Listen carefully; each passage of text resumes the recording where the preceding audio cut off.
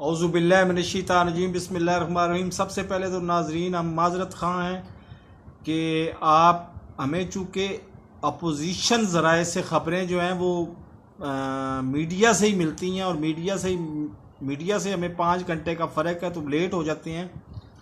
लेकिन हम बहुत जल्द बंदोबस्त कर रहे हैं कि हमें अपोजिशन ज़राए से भी ख़बरें बर वक्त मिलें और बर वक्त आप तक पहुँचा सकें।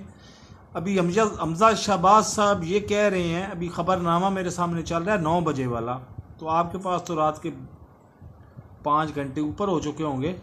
बहरहाल वो कह रहे हैं कि जी हम 2023 के इलेक्शन भी इसी जोशो जज्बे से लड़ेंगे। बिल्कुल आप इसी जोशो जज्बे से लड़ें, लेकिन अगर आप अहल हुए तो, अगर आप हो ही ना अहल गए तो फिर आप इलेक्शन क्या लड़ेंगे।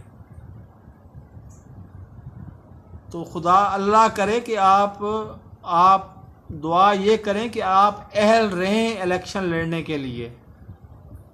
आपके लिए तो ख़तरात ये भी हैं कि आप नाअहल हो जाएंगे।